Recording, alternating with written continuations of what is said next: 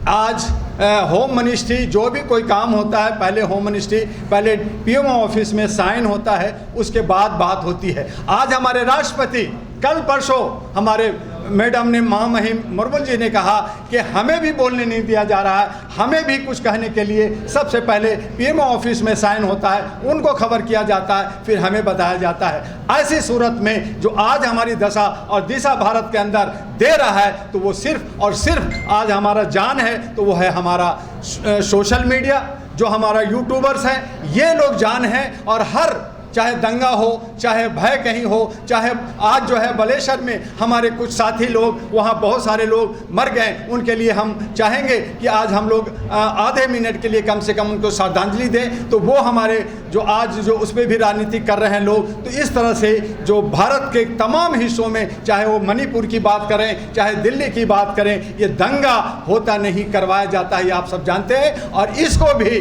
जो हमारी stream media है वो नहीं दिखाती, सरकार के दबाव में रहती है, जबकि मीडिया का काम है सही ईमानदारी से दशा दिशा देने का।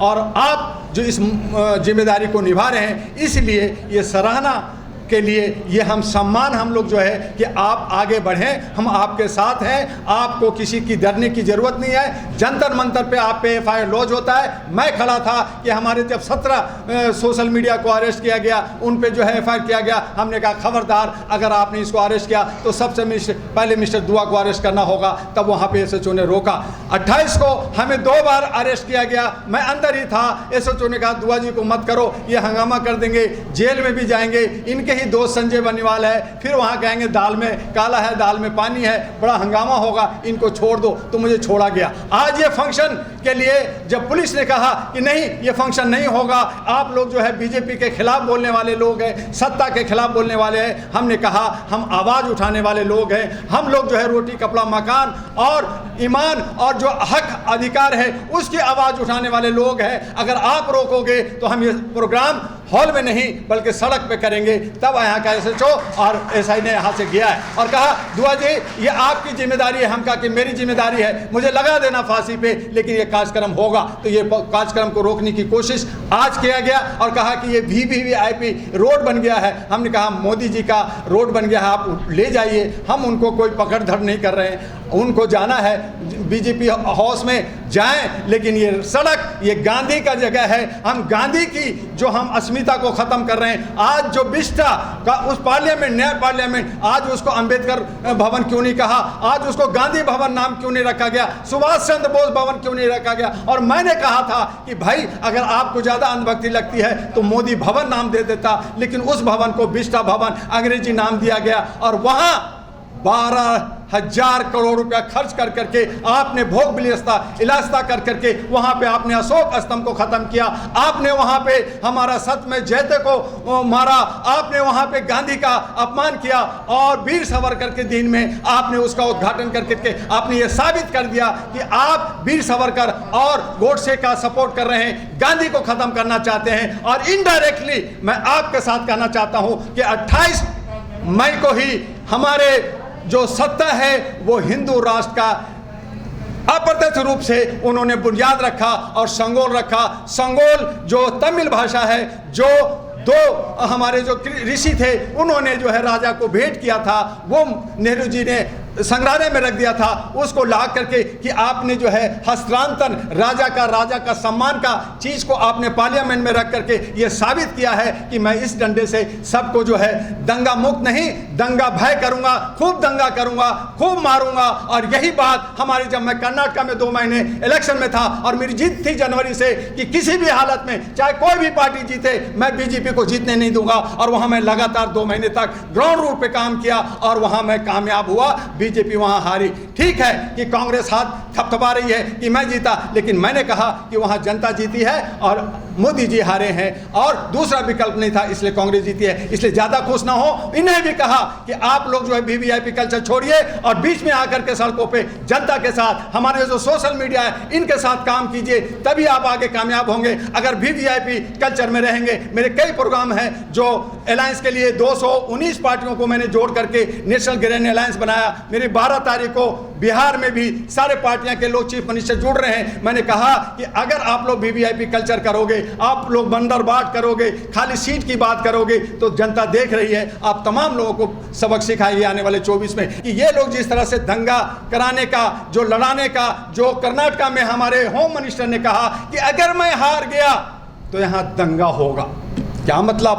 आप दंगा होगा मतलब दंगा कराएंगे? आपकी सरकार है, आप डरा रहे हैं जनता को। तो कर्नाटका की जनता समझ गई थी और उन्होंने उसका जवाब दिया। आने वाले 5 राज्यों में भी जवाब मिलेगा और आने वाले 2024 में भी मिलेगा। लेकिन यह भी हो सकता है कि 2024 का चुनाव ही ना हो सकता है कि मई में ना हो कि नवंबर दिसंबर में चला जाए, परिसीमन के नाम पे चले जाए। हो सकता है कि थर्ड बलबार का जो है इशू लेकर करके कि होगा वो इलेक्शन ही ना हो। तो ये सभी संभावनाएं हैं, लेकिन हम लोग डेमोक्रेसी में रहते हैं। अब इस जमहूरियत को, लोकतंत्र को बचाना है। इसके लिए जो है हम लोग को लड़ना होगा, आवाज़ उठाना होगा। और आज जिस तरह से 1947 में हमारे जर्नलिस्ट भाइयों लोगों ने जान पे खेल कर करके रिपोर्टिंग किया, आज हमारा सोशल मीडिया जो रिपोर्टिंग कर रही है, जो जान पे खेल करके काम कर रही है, आज जो है उनको जंतर मंतर पे घुसने नहीं दिया जा रहा है। ये सरासर गलत है। हमारे मौलिक अधिकार का हनन है, हमारे आर्टिकल 19 और 21 का हनन है। हम चुप नहीं रहेंगे, आवाज देंगे, चाहे हमें जेल जाना हो,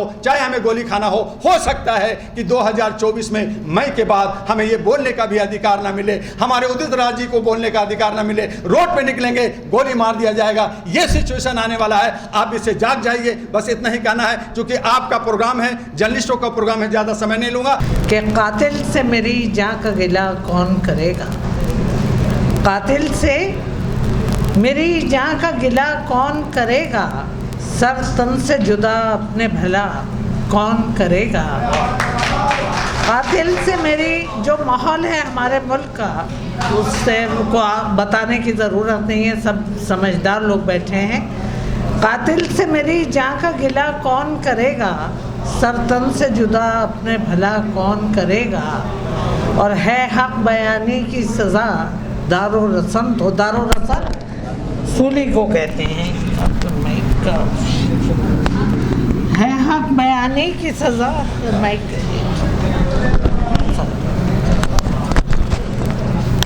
कातिल से मेरी जान का गिला कौन करेगा, सर तन से जुदा अपने भला कौन करेगा। है हक बयानी की सज़ा दारो रस्म तो सूली, फांसी का तख्ता। तो नाराए हक से वफा कौन करेगा।